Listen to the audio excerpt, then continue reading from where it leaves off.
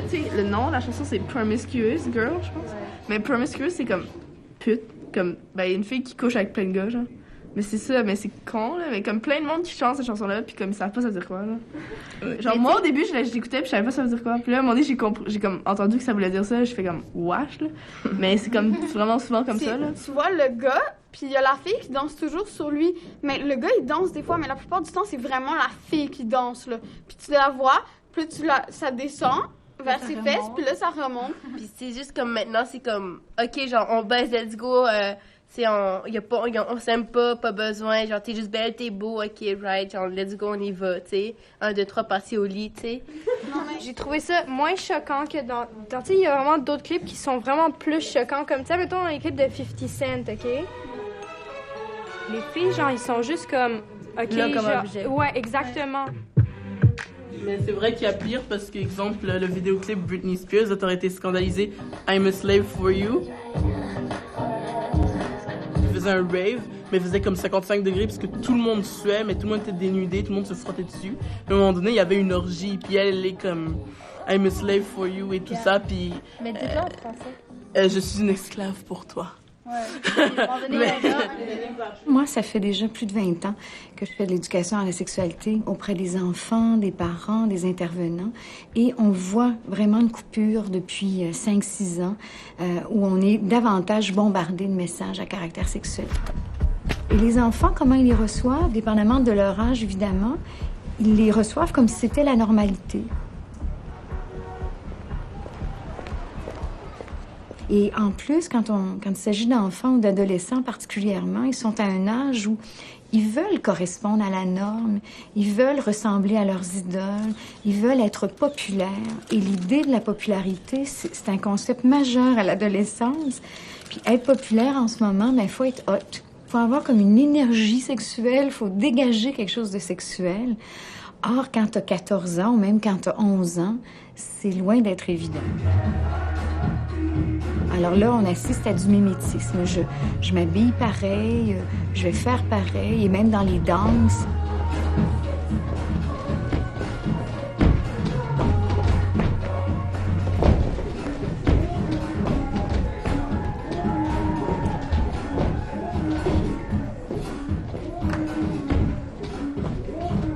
Et il y a aussi tout le phénomène de mode.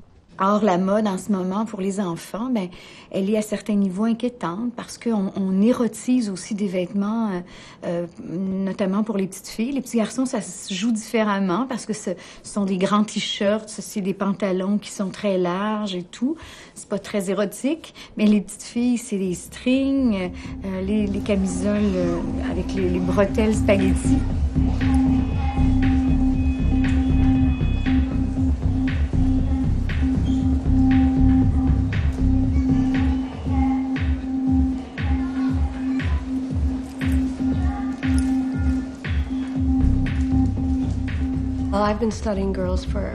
Je fais des recherches au sujet des filles depuis près de 20 ans. Et Lynn Michael Brown aussi. Ensemble, on a étudié comment les spécialistes du marketing et les médias représentent les filles aux filles. On voulait savoir si les images présentées rendaient compte de leur grande diversité et de leur personnalité unique. Bien sûr, on a découvert que non. Elles sont encore et toujours réduites à des stéréotypes, dont celui de la sexualisation, qui leur propose un modèle où leur valeur dépend de leur apparence. Autrefois, une fille devait être belle et gentille. Maintenant, elle doit être belle et sexy. Ce soutien-gorge rembourré est très petit. Il convient à une très petite fille. Quand on a demandé à la compagnie Bratz pourquoi ils confectionnaient des soutiens-gorge rembourrés pour de toutes petites filles, ils ont répondu qu'ils voulaient respecter le besoin de discrétion des fillettes en plein développement. Alors pourquoi ont-ils ajouté de la dentelle et des boutons si elles cherchent à passer inaperçues? C'est plutôt sexy à mon avis. C'est ce genre d'image qui inquiète le plus les parents. Elle a tout l'air d'une prostituée avec ses bottes aux genoux, son chandail bedaine et sa mini-jupe. C'est maintenant la norme pour les filles. Et encore une fois, le rose vif, une couleur sexualisée. On estime que les filles sont bombardées de ces images quotidiennement. De tous bords, tous côtés, elles sont confrontées à cette représentation sexualisée et rose bonbon des fillettes. Une image très stéréotypée qui suggère que toutes les filles aiment magasiner et que toutes les filles veulent plaire aux garçons.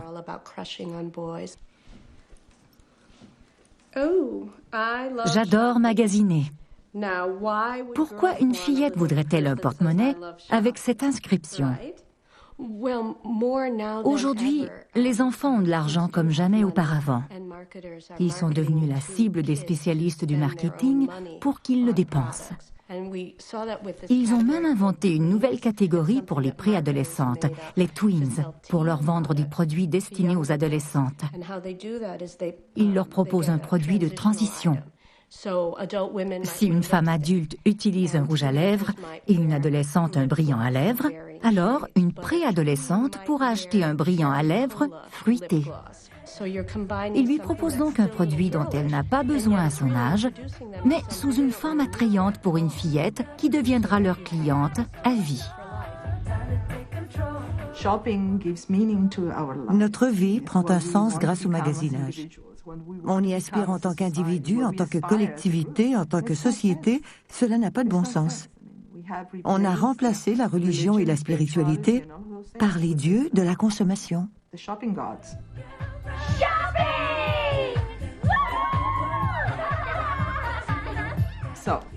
Laissez-moi vous présenter la Bratz Hollywood.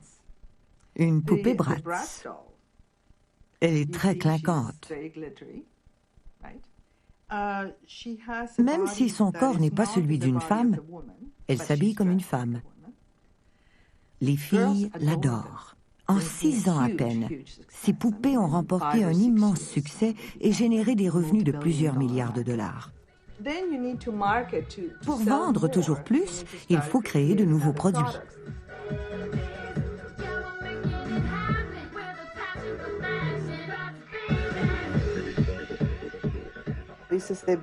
Voici la Bratz Baby, avec les mêmes lèvres pulpeuses et les yeux maquillés.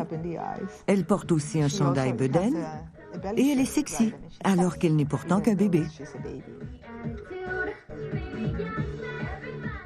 On vend ces poupées avec le slogan « Une passion pour la mode ». Ces filles sont très jeunes, elles doivent avoir 5 ou 6 ans. Être sexy n'a rien à voir avec le sexe. C'est une image à laquelle les filles aspirent. Si je me fie à celles que je rencontre, c'est indispensable. Elles doivent être minces, elles s'habillent d'une certaine façon et elles adoptent un comportement qui, bien entendu, s'inspire des vedettes. Elles ont vendu 6 millions d'albums et conquis les palmarès avec 5 chansons ultra populaires. Elles sont admirées et enviées dans le monde entier. Voici les Pussycat Dolls.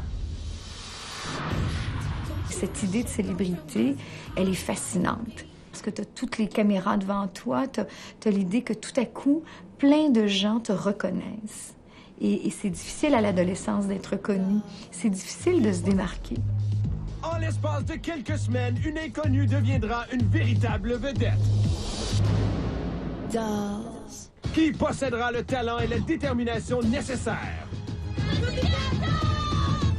Qui sera assez divinement sensuelle pour devenir la prochaine Pussycat Doll. Je trouve vraiment dommage que, comme, puisque l'image qu'on doit être, genre, comme les femmes chanteuses doivent être vraiment sexuelles, mais comme pour que nous, public, on soit supposé aimer ça, mais ils deviennent tous comme ça. À la fin, ils finissent par être comme ça. Puis c'est vraiment dommage parce qu'ils ont super de talent. Puis je trouve ça vraiment dégradant pour la femme. Okay. Ouais. Comme, je sais pas, Avril Lavigne, tu sais, au début, ce qu'on aimait, c'est qu'elle était pas comme les autres, là. C'est une sale rebelle qui s'est fait jeter dehors de son école, skater. vraiment Ça vient au gars. ça mal à manger pour une fille, ok? Mais là, qu'elle se transforme comme ça, T'es complètement stupide! Parce qu'elle disait, oh, j'ai les petites blondes qui font les petites pétasses puis toutes poupounettes. Et après 3 ans Puis là, plus tard, maintenant, girl- elle est devenue exactement ce qu'elle reniait. Mais parce qu'elle s'est fait avoir elle aussi, regarde, comme Nelly Furtado, elle s'est fait avoir aussi là à la fin. Je travaille avec des enfants de 6 ans à 12 ans depuis 30 ans. Moi, ce que je remarque, c'est que les filles sont très, très, très, très atteintes et elles sont très... la préoccupation de séduire, la préoccupation de se faire un chum, d'organiser leur vie amoureuse, c'est très envahissant et très gros. Alors qu'avant, la grande préoccupation en 4e, 5e et 6e année, c'est des préoccupations d'amitié. Puis, ce qu'on voit quand même dans nos écoles, c'est que les garçons les plus populaires, ce sont les garçons qui embarquent là, dans le charme et la séduction des filles et qui font partie des cercles de filles et qui deviennent des préadolescents très vite. Les garçons qui ne s'identifient pas nécessairement à ça, ils se questionnent au niveau de leur identité. Est-ce qu'ils sont des vrais gars ou ils ne sont pas des vrais gars? Moi, je me révolte de voir qu'on est en train de voler l'enfance aux enfants en les poussant à devenir des petits adultes, en les habillant comme des petits adultes, puis en leur faisant vivre des sentiments qu'ils n'ont pas, ils sont pas capables de gérer ces sentiments-là à cet âge-là. C'est ça, parfois, moi, je trouve que les jeunes sont catapultés dans un univers érotico-sensuel, orgasmo, quelque chose. Et puis, ils ont du mal eux-mêmes à gérer qui ils sont.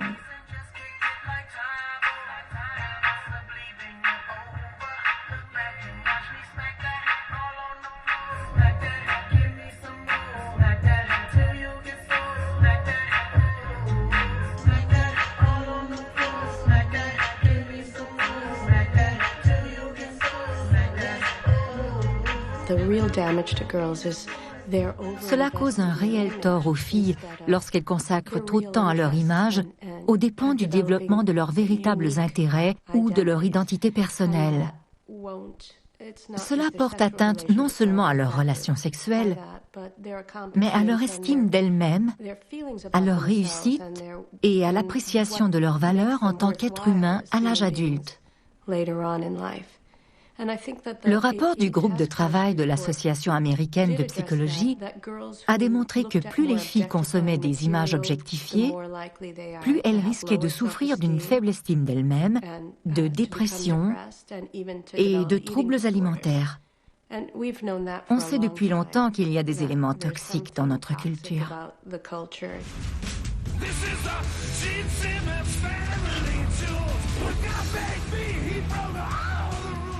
Aside from the fact that sex sells, why do all your business ventures center around sex now? Because sex sells. Thank you. You know what I believe in, right? Women equal dollars. Scantily clad women means more dollars. Quand ils sont plus jeunes, les garçons ont un grand choix de modèles à la télévision, dans les livres ou au cinéma.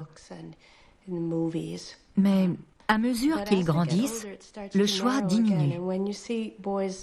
À l'âge où ils fréquentent l'école secondaire, de toutes parts, on les encourage à devenir des players, des joueurs, le genre de gars qui profitent des filles ou qui ont toujours une fille accrochée à eux de façon accessoire pour se donner du pouvoir.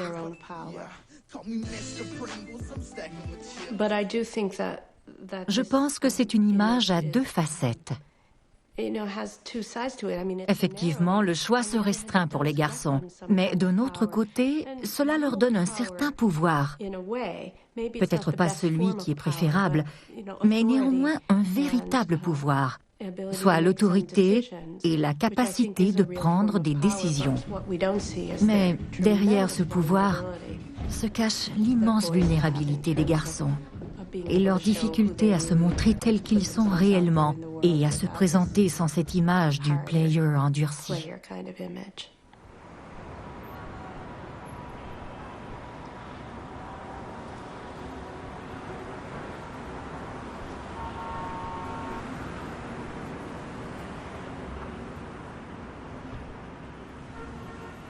Moi, la première des choses qui m'inquiète, c'est l'érotisation de l'enfance. Moi, je me bats contre ça depuis des années.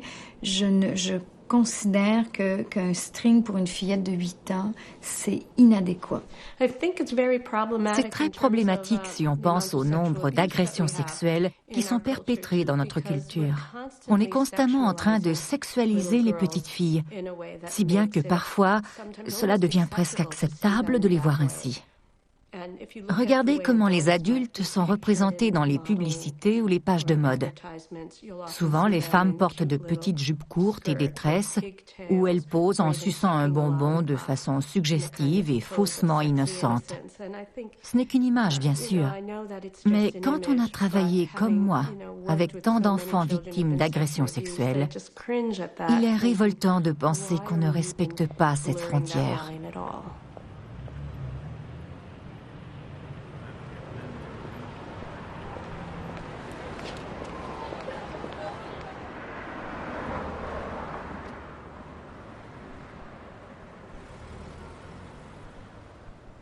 Petit jeu, c'est là qu'on commence à s'amuser puis qu'on va vous demander d'aiguiser vos yeux.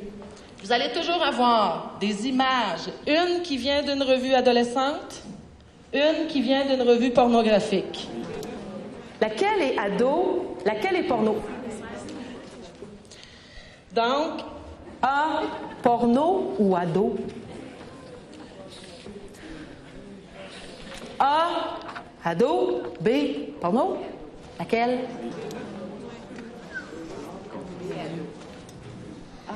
Je pensais pas que c'était si pire que ça, la ressemblance. Moi, je voyais ça, puis j'ai grandi là-dedans. Et pour moi, c'était quasiment normal. La fille apporte rien, mais... Ben, moi, je trouve ça triste parce que nous, on s'en rend plus compte. Pour nous, là, c'est normal. Ça me choque parce que c'est pas supposé être normal. Tu vois une fille à nue, puis tu sais, c'est pas supposé de faire rien. Fait que moi, ça me dérange un peu, là.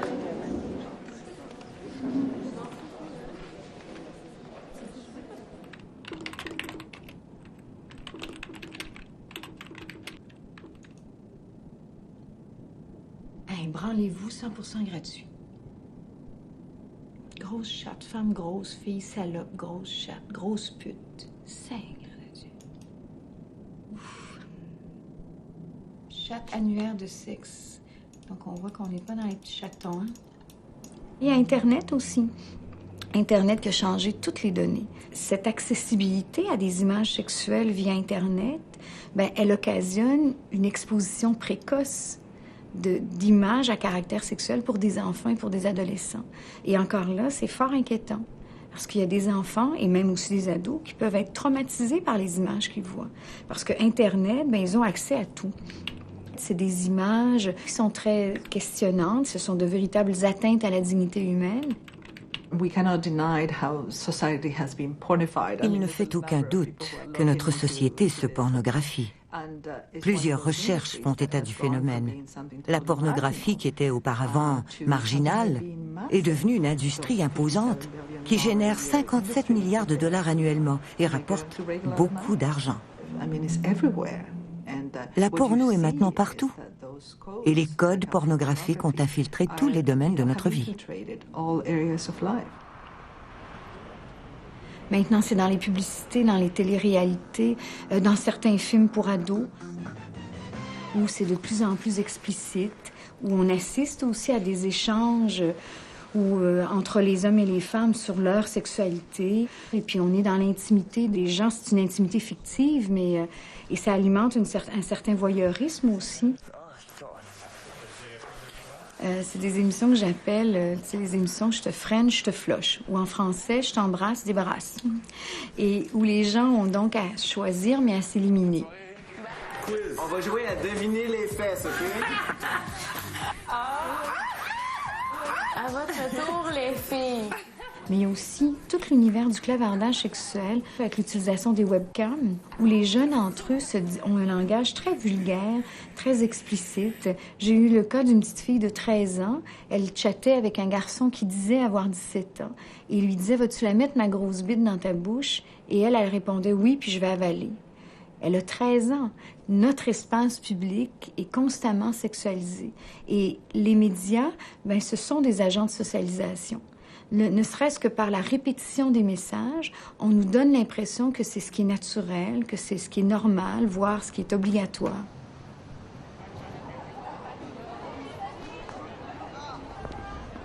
Tout à fait. Ouais. D'autres situations de ça, oui. Oui. Ce qui me désole à travers ça aussi, c'est de voir à quel point ils sont comme un peu laissés à eux autres-mêmes et sans point de repère au niveau des relations amoureuses et de la sexualité. Quand je demande aux jeunes de 5e, 6e année, mais c'est quoi une relation sexuelle? Immanquablement, c'est toujours la pornographie qui arrive avec des mouvements de masturbation, de fellation, des petits cris de jouissance ici et là. Puis quand je leur parle de juste prendre la main de sa copine, de juste aller au parc, de se téléphoner, de jouer au ballon. Ils me regardent en disant « Ah oui, on peut faire ça. » Eux autres, ce qu'ils voient, c'est la porno sur Internet, puis eux autres non plus, ils n'ont pas de point de repère. Alors tout le monde est comme dans une espèce de nuage flou, puis ça donne ce que ça donne. Mais moi, ce que je me rends compte, c'est que les parents ont aussi besoin de repères et de limites. C'est-à-dire, ils sont eux-mêmes en manque de repères. Et puis, c'est sûr qu'ils commencent très tôt. Hein. Moi, j'ai eu l'expérience de 3 filles qui sont venues dans mon bureau 12 ans, avec une telle banalisation de la sexualité que je n'arrivais même pas à comprendre la terminologie qu'il utilisait pour décrire qu'est-ce qu'il faisait comme acte. Et à un moment donné, il y a une qui me disait « Ah, mais moi, je suis beaucoup plus à l'aise pour te tailler que pour faire la pipe. » J'ai dit « Tailler ?» Je ne comprenais pas. Il fallait que je fasse un sondage avec mes collègues pour voir. Et finalement, j'ai compris. Non, et finalement, il y a une qui l'a su. Et puis, bon, en fait, tailler, c'est comme... c'est quoi? Comme tailler un crayon. Oui, OK, ça. Donc, tailler une pipe. Oui, c'est ça. Puis à la fin, après avoir eu toute cette rencontre avec les filles, j'ai demandé, êtes-vous heureuse avec ça? Et c'était très, très, très charmant la façon que me disait, non, on n'est pas heureuse avec ça. On aimerait... Le souhait de toute cette fille-là, c'est d'être respectée, d'être heureuse, d'être aimée, mais ils ne savent pas comment. Ils disent... Mais c'est madame, c'est tellement maintenant, tout le monde nous traite comme ça. Bien souvent, j'ai des élèves qui viennent me voir, qui sortent avec des garçons et elles vont se plaindre que, bon, le garçon la dénigre, l'appelle de nom ou le garçon va regarder d'autres filles dans les couloirs, puis lui va se permettre de flirter avec d'autres filles, mais la fille, elle n'a pas le droit de parler à d'autres garçons. Donc, des choses comme ça, ou bien le gars va dire « Je veux pas que tu parles à d'autres garçons, je veux pas que tu aies d'amis garçons. » Donc, tu sais, il y a comme une sorte de possession ou de jalousie exagérée. Et la fille est consciente de ça, puis elle sait que la relation est malsaine, mais elle va rester quand même. Tout à fait. Donc, comment on a un travail à faire avec les jeunes dans les rapports égalitaires. Et c'est ça aussi, toutes les voies qui vont nous aider à contrer l'hypersexualisation, c'est parler de séduction, parler du consentement, parler de rapports égalitaires, parler de qu'est-ce que ça veut dire une relation amoureuse, qu'est-ce que ça veut dire faire attention à l'autre, qu'est-ce que ça veut dire se préoccuper de l'autre concrètement. Mais on vit dans une société que c'est complètement le contraire. La pornographie est accessible, elle est banalisée, mais de parler de sexualité à son enfant, je veux dire, c'est difficile, c'est pas évident, ça devrait plutôt être le contraire. On vit vraiment une époque où c'est le monde à l'envers là-dessus.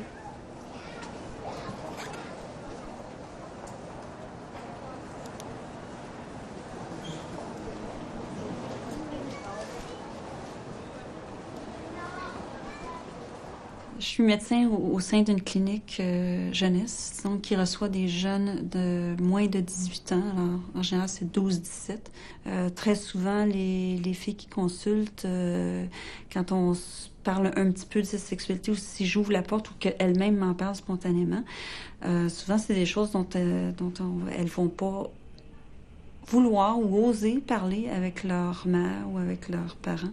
Il y a des filles qui nous demandent est-ce que Est-ce que je vais être un peu crue, là? Mais c'est les mots qu'on entend dans nos bureaux. Est-ce que je suis obligée de faire ça par les 3 trous? Alors, les 3 trous, ben, c'est la bouche, le vagin et l'anus. C'est assez... je peux pas imaginer que toutes les filles aiment faire des fellations à des garçons. Je peux pas imaginer que toutes les filles aiment avoir une pénétration anale. Surtout pas quand il y a 0 préparation, donc pas de détente au niveau juste musculaire. Ça ne peut pas être agréable. Alors, les limites, je pense, sont difficiles à établir pour les jeunes de ce qu'est une sexualité saine. Avec tout ce qui circule, y compris la porno qui est à portée de tous maintenant. Là. Alors, la porno, pour les garçons, beaucoup, devient un standard. C'est ça, les garçons ont l'impression que ils regardent des films porno, puis que c'est comme ça qu'ils doivent performer. Et que alors, il y a une pression pour eux de performance, mais il y a aussi une pression qui est mise sur la fille, parce que la fille, c'est ça qu'elle doit accepter de faire aussi, ou qu'elle doit faire et bien faire. Et ça, puis, ils s'en parlent pas nécessairement dans le couple, de cette pression-là qu'ils vivent. Parce que à 14 ans, quand on n'a jamais eu de relation sexuelle, on sent toute cette pression-là, mais on n'est pas nécessairement à l'aise de dire à son chum, est-ce que tu t'attends à ce que je fasse ça? Ou est-ce que... Bon, puis souvent, c'est un petit peu maladroit, la première relation et tout. Ça reste encore comme ça. Marie, peux-tu nous la montrer? Il faudrait qu'il soit comme ça. Hey, 13 photos sexy! Voyons donc! Revue porno, moi, je suis pas d'accord. OK, fait qu'eux, ils sont habillés, puis eux, ils sont nus. Mais presque. Oh my god! C'est quoi l'arnaque? J'en fais torse nu aussi, là. Elles sont pas habillées. L'hypersexualisation et la sexualisation précoce des filles sont sans aucun doute pour moi des formes de violence. Plusieurs formes de violence sont en jeu. La violence physique, la violence symbolique associée à l'objectification répétée du corps des femmes. La violence économique d'être exploitée et transformée en objet sexuel sans aucun égard pour les effets nuisibles pour leur santé. La violence politique aussi. Quand nos gouvernements refusent d'intervenir pour limiter ces excès du capitalisme et réglementer ces industries pour éviter que nos enfants soient ciblés.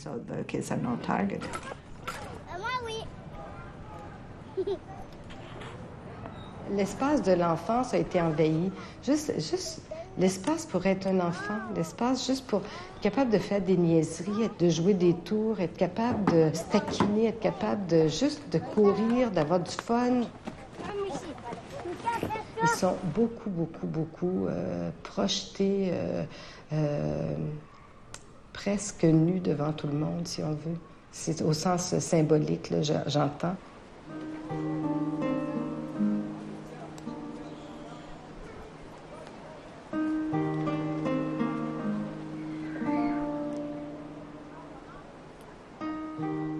Ça, c'est une revue, un journal qui sort à chaque semaine. Alors, qu'est-ce que vous pensez de cette publicité? Pas bien. Parce que c'est une femme tout nue qui se montre. Elle montre ses seins. Est-ce que c'est une bonne façon de vendre les culottes? Non. Non? Il faut pas montrer ses parties. Parce que ça, c'est privé. Et ses parties intimes. Ouais, alors, je me suis dit, voilà une activité pour vous. On va habiller la fille. Ah! Maman, ah, maintenant, on voit plus si c'est parce que t'as mis du rôle, vraiment les ventres. Ah, toi, t'as mis un chandail. Moi, j'ai coloré, c'est quoi ta langue? Ben, la mienne. Qu'est-ce que t'as? Ben, mettre tes cheveux. Le concept du girl power a été récupéré. Cette expression a été inventée dans les années 70 pour encourager les filles à accéder à tous les domaines réservés aux garçons, comme le sport. Aujourd'hui, cette expression ne veut plus rien dire, sinon le pouvoir d'acheter et d'avoir l'air sexy. The Pussycat Dolls are all about female empowerment, and I'm all about female empowerment. I'll tell you what's really strange. C'est vraiment curieux comment le féminisme des années 60 est maintenant présenté comme un mouvement anti-sexe, alors qu'il revendiquait la liberté sexuelle, entre autres choses. Mais aujourd'hui, cette liberté sexuelle a été redéfinie comme la liberté d'être aussi sexy qu'un homme désire qu'on le soit. Le pouvoir de la sexualité, ce n'est rien de bien nouveau. On l'a toujours eu. Mais le message qu'on envoie maintenant aux filles, c'est que c'est leur seul et unique pouvoir. Girls, listen up. We've been talking about confidence, right? One of the ways to understand what confidence is all about is doing something like that.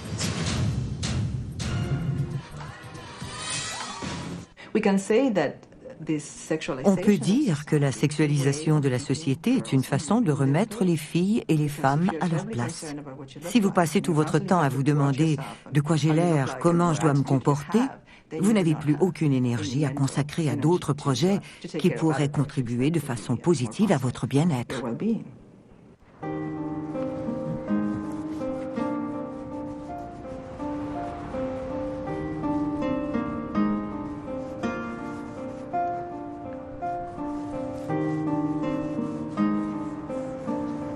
Mais disons, ici au Collège Mont-Notre-Dame, on fait des projets dans lesquels on prend des causes, dont celle de l'hypersexualisation. Puis c'est peut-être aussi une des causes qui m'apparaît, on dirait, où les gens ils semblent de plus indifférents à un changement. T'sais, on veut un changement, mais on fait pas tant que ça le changement. En tout cas, si on le veut, ça n'a pas changé. Donc, une fois qu'on fait de l'art, nous, on cherche comment on peut s'engager maintenant avec ça. Alors, comment réagir à ce matraquage d'images quand on est parent? La meilleure solution, c'est de développer l'esprit critique des filles afin qu'elles puissent décoder l'environnement dans lequel elles baignent. Je ne crois pas qu'interdire va aider. Je crois qu'il faut plutôt leur apprendre à faire elles-mêmes des choix éclairés dès le plus jeune âge. Jusqu'à un certain point, il faut leur dire « D'accord, c'est amusant, alors regardons ensemble cette émission de malbouffe télévisuelle. » C'est vraiment comme de la malbouffe. On ne peut pas l'éliminer de la vie de nos enfants, mais on peut attirer leur attention sur le fait que partout où ils vont, on essaie de leur en vendre. Dans ce cas, il s'agit d'images sexualisées. Une autre chose, les parents peuvent rappeler continuellement à leurs filles qui elles sont. Qu'elles ne projettent pas seulement une image, mais qu'elles sont des personnes à part entière.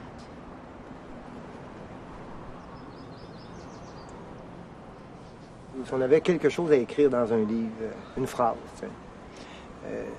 qui exprime bien ce que vous croyez sur la femme ou ce qui se passe en ce moment sur l'exploitation de son corps ou dans la publicité, quelle phrase vous écriveriez?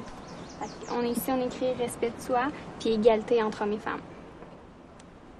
Avoir une conscience collective, c'est de se dire, je me préoccupe des enfants, des adolescents, de leur futur comme hommes et comme femmes aussi, et je considère qu'il y a des choses qui ne sont pas appropriées pour les enfants et pour les ados, et je fais ma part. On veut une fille comme ça! There's another girl for sale. But you know, savez-vous ce qu'on fait les enfants? On trouve l'adresse. C'est très pratique sur Internet. OK, regarde, American Apparel Canada. What can you do? On doit se demander ce qu'on peut faire pour changer la situation. Chacun a son niveau d'influence, que ce soit les parents, les écoles, les gouvernements ou les industries. Tout le monde a un rôle à jouer.